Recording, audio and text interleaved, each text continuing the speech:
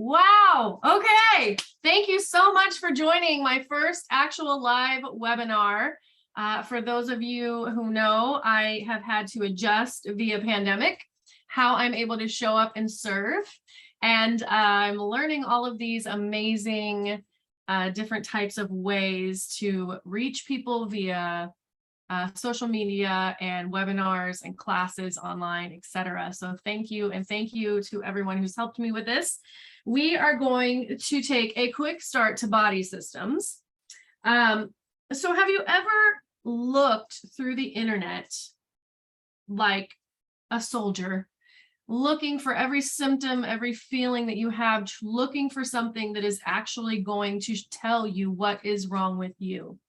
Have you ever looked for information to explain a symptom, a struggle, a fear, anything that you're going through? Maybe you've been told by someone you know and trust, or you've been told by a sort of physician or practitioner that everything's okay. There's nothing wrong with you. Or, you know, maybe you're tired, you're frustrated, you're angry, you're feeling like there is no answer, but you're here because you want to be there for your family. After all, who is going to do it if you don't? You are the glue, right? Even though you don't feel like the glue, right? Maybe you're here because you want to learn more education and information because you are someone that wants to help other people. Maybe you're a practitioner yourself, a health coach, wellness coach, and you are trying to learn more information. For all of you, let me just say welcome, welcome, welcome. My name is Penny Serrano. I have a lot of different certifications, but right now my focus is and will be functional nutrition as a lifestyle practitioner.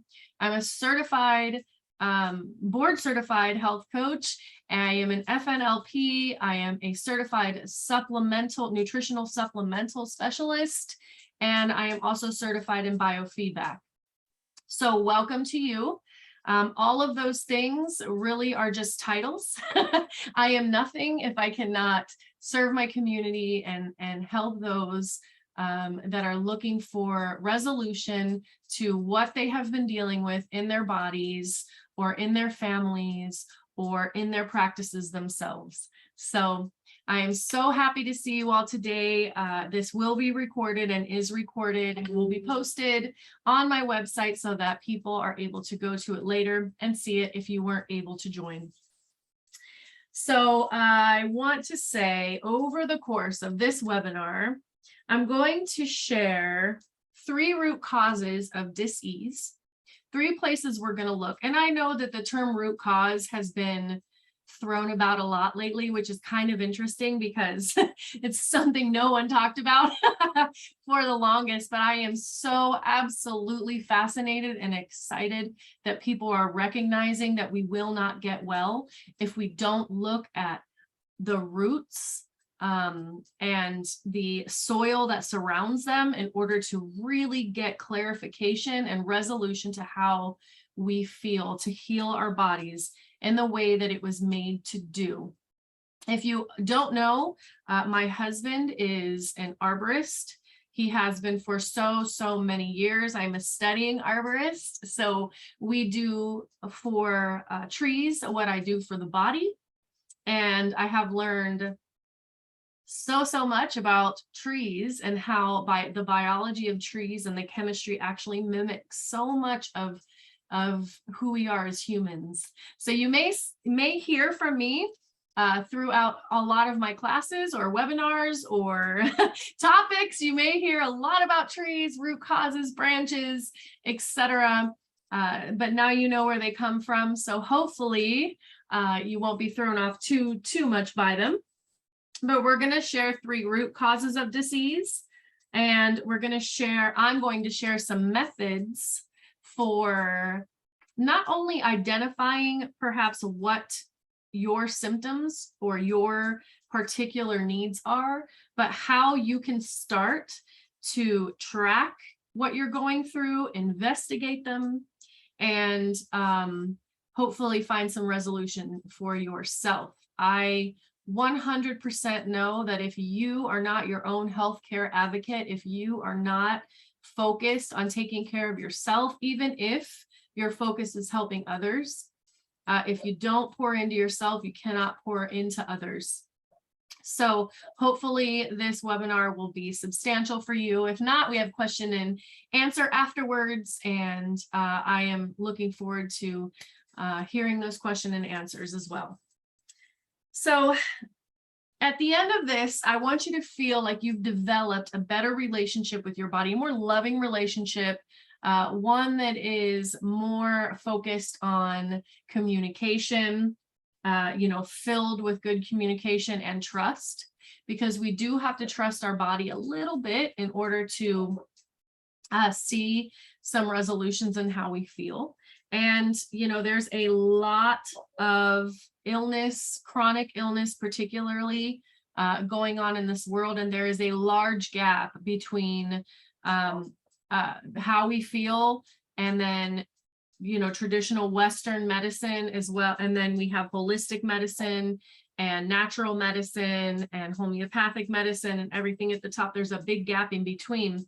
A lot of that is because that gap has to be filled with education and knowledge and strength from those who are going through some of these serious things. And why I say it's a large gap is because there's about 85 million, for example, 80 million, actually, 80 million people diagnosed with autoimmune disorders in this country. 80 million. 75% of those, or approximately 1 in 12, are women. Most of the people that I see are women. So I can tell you, I totally attest to that. It takes about 3 years to receive a diagnosis, and in about 4 doctors, an average of 4 doctors, before you actually get told you're not crazy and you're able to move toward finding that as a diagnosis. So the chronic issues take time. So the other large gap in the both is time. You may see your doctor about 2 or 3 times a year, but what do you do the rest of the time? How do you get yourself from here to there the rest of the time? So that's the big gap that we're going to address a little bit today. So we talked about the 3 root causes. So if you are taking notes, please jot this down. There are 3 root causes, and 3 roots to just health and wellness in general. And if these aren't protected, these are the 3 root causes that actually take us into chronic illness. And we're going to discuss them a little bit, but write down 3 major roots. We're going to talk about genetics, we're going to talk about inflammation, and we are going to talk about digestion. And as we go through the 3, you'll see why those are very important to what we're going through. Let me just tell you right now, if you hear dogs barking and cats climbing things, I am also a farm girl, and so there's always some sort of animal hanging out in my office. Just so you know, if you don't know, now you know. Hashtag you got to be there, I guess. So just saying that because my kitten is totally biting on my toe. In those 3 major roots, which I'll repeat again, genetic, inflammation, and digestion, everything that we do impacts those roots. If you can picture a big, tall tree with its major roots, 3 major roots, holding that tree in place in the soil, everything we do to that soil is going to impact that tree. If there's no nutrients in the soil, the tree will not survive. Trees are very much like people. Systemically is how they work. So they are able to soak up nutrients and through the veins in the tree, disperse it. And the healthier it is, it's able to produce branches. If for some reason there's something that happens in the soil and the tree's soil is impacted, those branches start to wither and die. Perhaps it's the leaves that no longer come in green. Maybe they turn brown at the ends and they start to die. Or if you've ever looked at a very big mature tree, you can notice that some of those branches start cracking. Branches fall off also, and they can cause major damage to whoever is under it. So in the body, we are who's under it. So we want to think of it like supporting these three major roots is what is going to help our bodies thrive in all of the different ways, the different branches that we need it to for us to move forward, help ourselves, help our families, help others, right? Now, that's why lifestyle is so important. You know, I know root cause is thrown around a lot, and it's like, let's get to the root cause of that. But if I were to tell you that the root cause of your diagnosis is that you have a poor functioning gut, that might be the root cause. But then what? That's just the root cause. You know that. You know what your symptoms are. You know exactly how you feel. You don't need me to tell you that it's your poor functioning gut. We have to dig a little deeper into what caused the root to fail you a bit, correct? And I know I can't see you guys, but I can feel you guys shaking your head, so thank you. We have to dig into what is actually causing that root failure. Perhaps it is your environment. So you are eating the correct things, and you are sleeping, and you are exercising, and you are doing all the wonderful things, but you are not ditching your home full of toxic things that impact the soil in which you live, your lifestyle.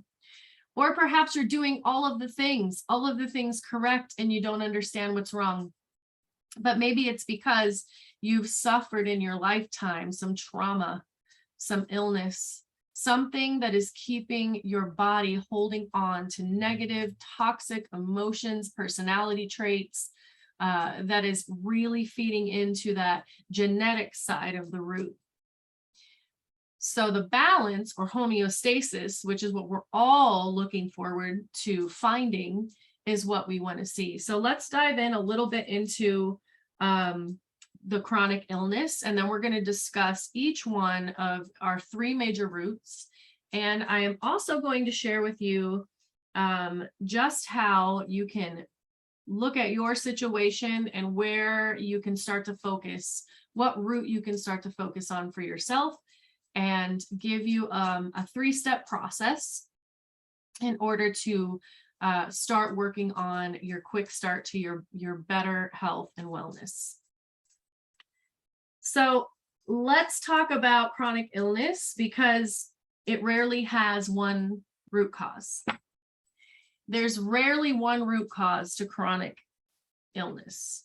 So you can say, I'm going to get to the root all you want, but if there's multiple failing branches on a tree, even though the tree is still standing, you're going to start seeing symptoms in the body that don't, that are unproductive to your health and wellness. So what we have to do is investigate a little bit. In order to do that, what I try to do with my clients is, number one, it's a therapeutic partnership. We have to be partners in order to find out what's really going on in there. And most of us have absolutely no idea what's really going on in our bodies, because we're not trained in this system of things to really think about it. We're trained to be self-sacrificing. We're trained to take care of everyone else first. We are trained in a certain way that allows us to kind of push down what we're going through in the body. The second thing, which we've talked about a little bit, is that root cause resolution. We're going to talk about that, our systems that we're looking for. Just remember that everything is connected. Okay, everything is connected. Every single individual is just that. It is an individual. There is no one size fits all to this, and everything matters. So everything you've been through, everything you're going through matters in order to figure out a little bit of what you need. Let's talk about genetics. That's a term I want you to know a little bit. And you may hear that a little bit. Take this test. I have no idea what's on me. Here we go. Take this test and find your DNA, and your DNA is going to explain everything that you're going through. Well, if a tree had three roots, and you cut down where the root was, it's going to make the tree fall. You need all three roots to hold that down. So, and everyone knows in a tricycle too, if you are short a wheel, the tricycle won't work, right? So while it's true that genetics are very important to understanding a portion of what you're going through, your genome, which is where the word genetics comes from, your genome is not fixed. Though you inherited it mostly from your mother, some from your father, though you inherited it, it's not fixed. It doesn't dictate that this is going to happen to you. And why I explain this is because I see so many people that tell me, well, you know what, my mother, my grandmother, my sister, they all suffered from this. I am too. So I'm just trying to figure out how to live with it. Well, it's not fixed. There is something called an epigenome. So two terms, genome, epigenome. The epigenome is what bathes your genome, that gene in your DNA. Basically, it's like if you were to treat the soil, right, for weeds, you know that those plants are going to soak up whatever poison you're putting in there. Those weeds will die. If you were to treat the soil with a nutrient, then your plants, right, if you're familiar with fertilizing, maybe you have flowers and plants at home, and once or twice a year you fertilize the soil in order to give it more roots so that it grows for you, produces flowers, something like that. If you're able to do that, then it will soak it up and produce what you need it to. So the epigenome is basically lifestyles, things that we do in order to bathe or feed the genome. So if you're taking notes, write these down, and I'll give you just a second. The epigenome, the things that you control, and we all want to control things, right? The things we control: food, environment, movement, stress levels. All of these things contribute to our DNA, our genetic disposition. So what are you feeding your body? Your body may be prone to high inflammation response because perhaps your mother, your grandmother had inflammation response disorders. Perhaps they had autoimmune disorders, diseases. So you may have a body that is prone to that kind of disorder. It doesn't mean that you are going to end up with that disorder, but what are you feeding that? Are you feeding it those epigenomes? They're the ones that turn your genetics, your DNA on and off, like a light switch, so to speak. If you are feeding it processed foods, it's going to turn on that poor DNA choice, that high inflammation choice. It is going to damage your gut. So you're damaging those three roots. So what are you giving it? Your environment, how well are you protecting it from toxic overload? Your stress levels, how well is your body able to cope? Is your mind able to cope and deal with the stresses that you're going through? And we can talk about how our liver, for example, it affects our hormones. Our mindset affects our stress levels. Mindset, thoughts, that's huge. There's no goal you can ever accomplish if your mindset isn't there. You can know all the right things to do, but if you do not have the mindset to do it, carry it out, and actually be successful, we all know what that looks like. And if that is you tonight, if that's how you're feeling, I want to tell you, welcome, and let's begin again, because you can keep beginning again. No matter what you're going through, let's begin again. Each day has its own anxieties, and each day we can begin again. And I promise you that if you are just starting to take control of your health and wellness right now, the next time you have a fall or you slide backwards, you will get back up and begin again. And if you look back, you will see that each time you have less time in between your beginnings. And that is progress. So welcome to you. That is progress. And we want to celebrate all of those little things that helps our mindset. our movement. There's absolutely 100% no way you can be healthy if you do not move your body. And that is beyond the daily duties that we have. That's beyond the daily tasks that we complete. We need to have a way to move our body, work our body every single day. If we don't, we're feeding the negative side of our genetics. We are not giving our body what it needs in order to cycle waste, in order to digest properly, in order to feed the brain, take care of our skin, our organs, etc. So we have to be able to move our bodies. So that's our number one term to know, our genetics, right? It's one of our major roots here. The second one we're going to talk about is digestion.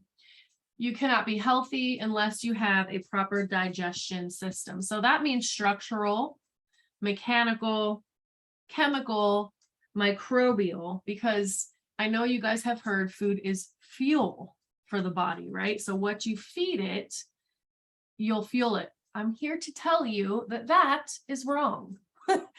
Because something that's good for your body, because remember we talked about how everyone is an individual. We want to look at everyone as unique. Something that is good for you can actually be horrible for another person. So I want to challenge you to think about the fact that a little differently, that fuel is important. We do need to fuel our body. It needs nutrients, it needs minerals, it needs everything it needs in order to function. But food is information. Food is information. So not just fuel, but information. What you eat, what's in it, allows your body or your person to take in all of the knowledge of your lifestyle behavior, what you're going to give your body. So if you are someone that has a habit of fast food, for example, your body gets used to what it's getting from that. So you're telling your body, this is what you're going to get. Our bodies do two things. It responds, it reacts. So it's going to respond by utilizing all of the nutrients it needs from another source besides fuel. So we talk about those who perhaps have symptoms like losing hair, early on stage menopause, in your 30s, you're dealing with mood swings, you are feeling sick, tired, fatigued, swollen, aren't digesting properly, depression, anxiety, other things like that. And yes, I am a practitioner, so I am going to say those things. Those are real life situations and things that we battle every day. That comes from training our body to pull what it needs from something else. So we need to eat a different way in order to present better information to our body. Digestion and the food we take in, they go hand in hand, because we don't start digesting until we wake up in the morning and the first thing that goes in, right? So those things, mechanical, what we mean by that, or what I mean by that, is how we chew our food, how our esophagus processes the food, all the way down into our stomach, the lining of our stomach, the pH in our stomach, the acidic rate of our stomach, and then how, of course, our intestinal tract is able to continue that process on until we excavate what we need to get rid of in the body. So it depends on how your digestion works, what you need for your body. One of the biggest things that I get questioned about right now is fasting.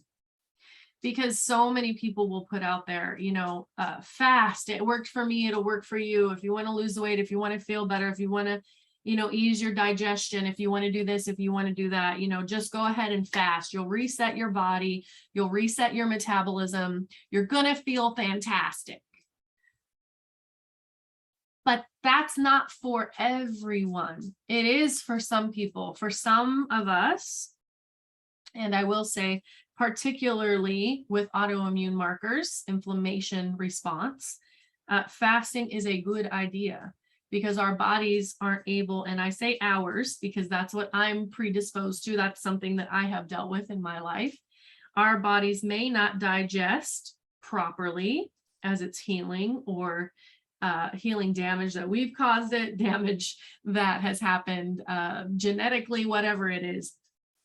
We need a little bit longer time to perhaps allow our body to do the detoxification process, right? But somebody who has a higher metabolism, but doesn't feel good, might say, okay, well, I want to feel better, so let me do some fasting. What that actually could do is flip a switch in the body where they think that it's absolutely starving, and it starts to pull nutrients. It starts to create a stress response in the body. Cortisol levels go up, may not affect their weight. It's not something that they may deal with, but Hashimoto's and thyroid disorder is. So there's a lot of ways that each system plays into the other. And hormone disorders most likely come from, well, everything comes from some sort of mineral deficiency, I will tell you, but also what you're feeding the soil, what your body is used to, the information that it is actually getting in order to serve you or protect you, because it's going to react or it's going to respond. You all are, if you all have children or any relationship that you're in, you know that when you are challenged, you will react or you will respond. I guess we can say that's for everyone. That's for human nature, right? But I just wanted to give a little bit of a, analogy for you to kind of think about for a second. So that digestion, that structural mechanical issue, if you look at the soil really, really close, okay, and the study that maybe you can write down, the term I want you to think about is omnics. Omnics is the study of connections in the body.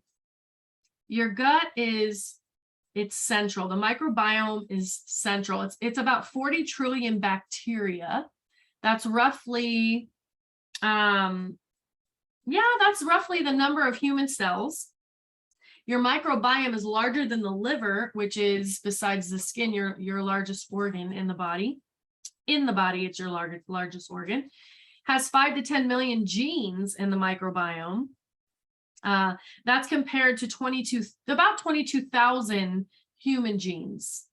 So 5 to 10 million genes of your 22,000 are found in your gut.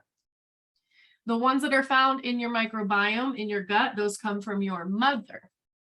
So half, a little less than half of all of your genetics come from your mother's side of the family, from your mother, your grandmother, your great-grandmother, and so on. There's beneficial bacteria, there's harmful bacteria. Commensals, that's another term for you. It's always present, it's usually beneficial. Transients come from different sources like food, probiotics, things that aren't present long-term. So they hitch a ride into your body and they disrupt or feed your microbiome. Probiotics, we know, feed and encourage healthy microbiome behavior. Transients come from sources like food, and that can be good food also. If you know about lettuce recalls, spinach recalls, things like that, there are pathogens, transients on those things sometimes. That's why we wash our fruits and veggies and more than just water, because those things can actually disrupt your healthy microbiome.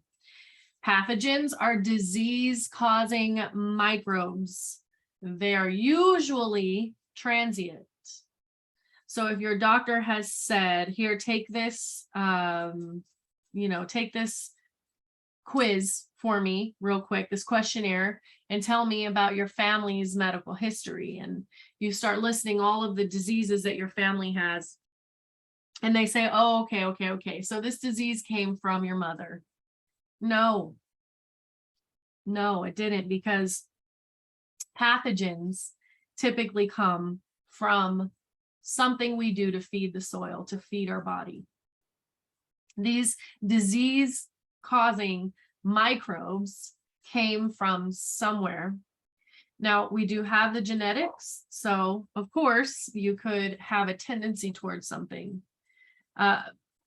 Pathobients, in other words, these can cause disease when they're grown in the wrong place. What do I mean by that? And the way you spell that is Pathobionts. So these cause disease when they're overgrown in the wrong place. So it may surprise you or may not surprise you to know that Candida is actually naturally occurring in the body. So many people tell me that they have Candida overgrowth, that Candida is causing their issues. Yeah, it absolutely will, Candida overgrowth. But what they don't know is that Candida is natural. So what we have to do is get it to its balance, not eradicate it. It's impossible to eradicate it, in other words. And if we do, we're causing issue to our body. And of course, everything is connected. So diet and lifestyle matter, especially with gut health. If you've ever felt an awful feeling in the pit of your stomach, a despair feeling, you know what that means for sure. Your gut is kind of like, or your digestion system can have holes in it where pathogens live. Consider it like these bricks in the back here. If you have bricks, the bricks are here and there's substantial structural to hold your gut together, but the grout in between can break down. It can break down a lot because of our lifestyle factors, and what we're taking into our body, and even in some cases, our genetics. So we're going to look at our third focus, our third root, which is our immune system, because inflammation is directly related to our immune system. So inflammation is actually that third root, but our immune system is part of that inflammation response.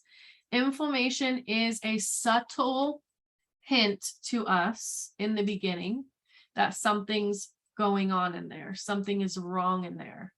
If we aren't able to tackle that subtle hint, we get major symptoms that can really debilitate us and cause major disease in the body.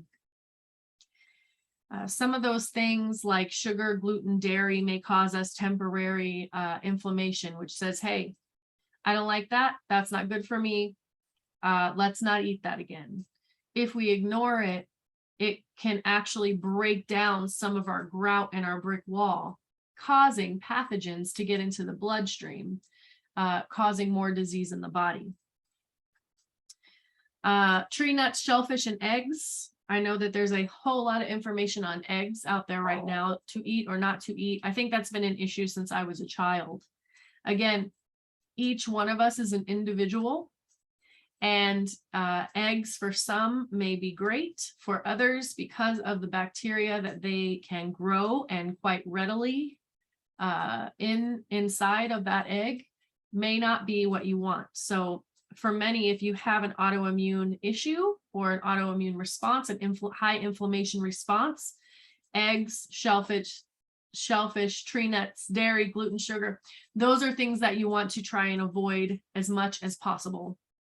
They are not going to serve you or feed your body well.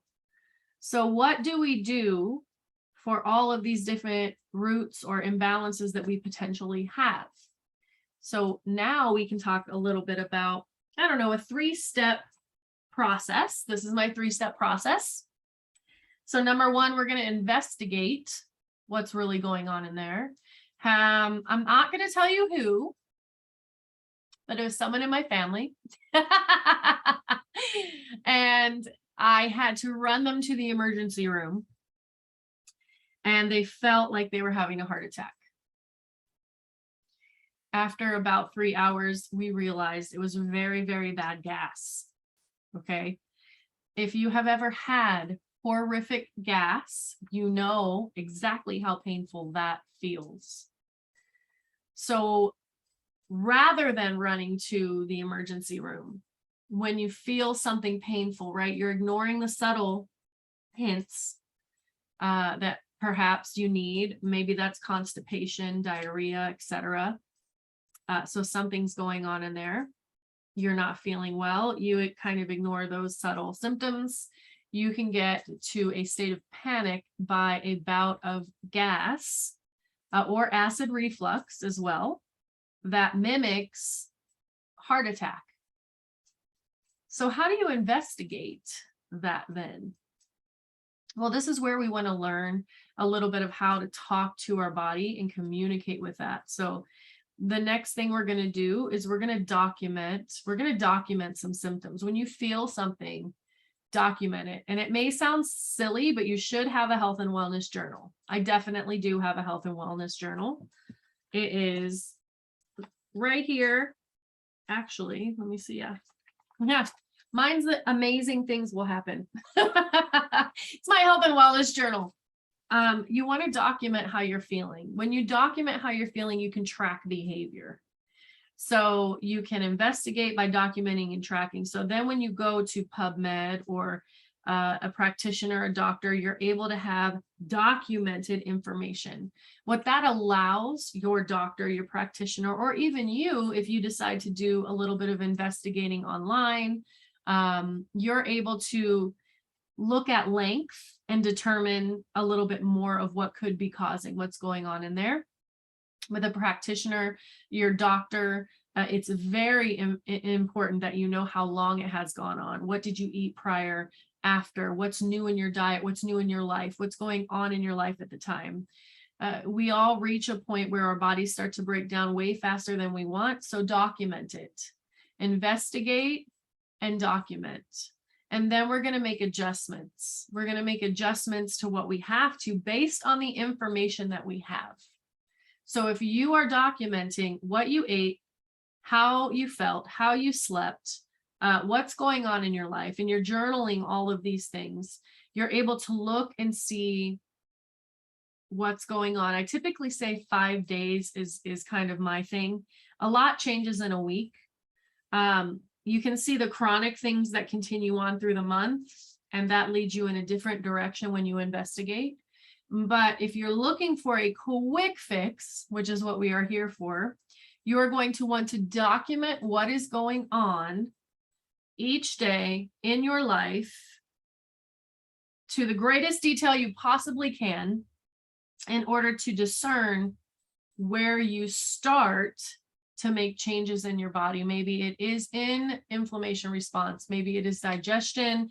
Perhaps it is understanding your genetics a little bit more and knowing what you can do for your body, what you can feed the soil in order to get the best from your body.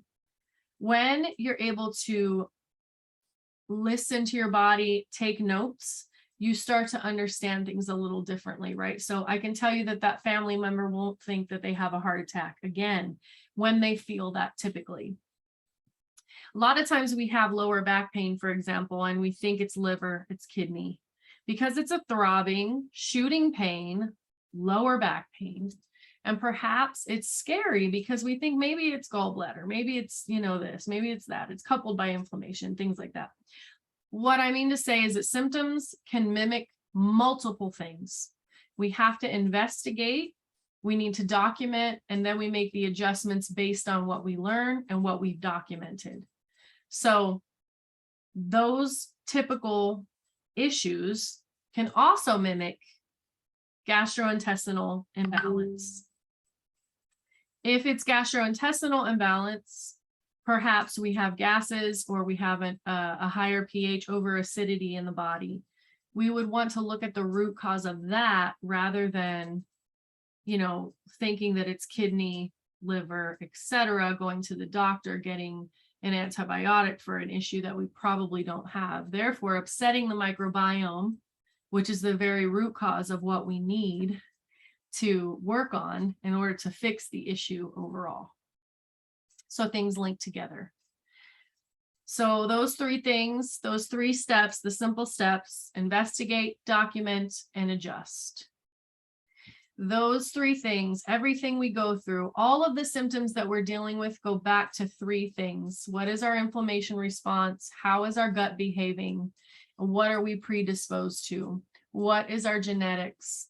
What are we feeding our body type, our genetics? Is it turning on the switch that everything that we could have inherited that is detrimental, are we feeding that side of our DNA, our epigenetics, or are we feeding the other side of it? Are we keeping that side off by feeding it wholesome things, taking care of it in a balanced way? Are we taking care of our gut by avoiding at all costs processed food? Because I will tell you, if there's one thing I can promise each and every individual in this world needs to never eat again, it is processed food. Are we thinking about our immune system, our inflammation response, or are we pushing through the day hoping that it gets better tomorrow? We want to listen to our body, document everything, investigate everything, and make those adjustments. It may sound complicated, and I promise you, if you are struggling through the day-to-days, I understand in more ways than you know. And as you get to know me, you'll get to know more of my story, how I have helped hundreds of families, hundreds of clients, as well as myself and mine. And I do hope that I am able to share plenty of that with you in the future as you get to know me a little more. I do have upcoming classes and courses in the near future, one in January, one in February. If you would really like to dive in and learn specifics about your body type, about what you are going through, if you would like to understand a little bit more how those 3 roots contribute to everything that we go through, please tune in for those. I am so very excited and happy to be here. I know that that was a whole lot of information. And so I would love to take some question and answers. If you'd like to go ahead and start popping those in. As we go here.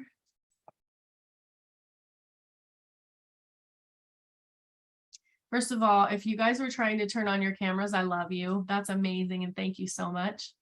I do love to see you guys. Typically, it was very difficult speaking to myself. But let's get some questions in here going.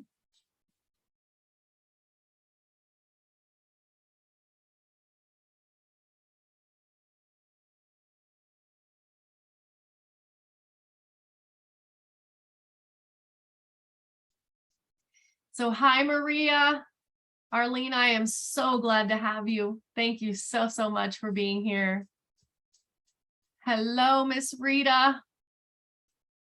Hi, Miss Kristen, you sweet, sweet girl. Collier, hello, thank you so much. Appreciate that.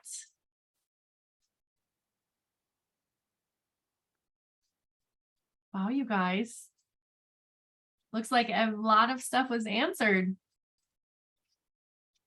What I'll do now is I'll turn off the recording. Perhaps some of you would like to ask a question and maybe you would like it to not be on the recording that will go to everyone. So I'll do that now. For those of you who are watching the recording, I love you just as much. Please don't hesitate to reach out to me and I look forward to seeing you in the future.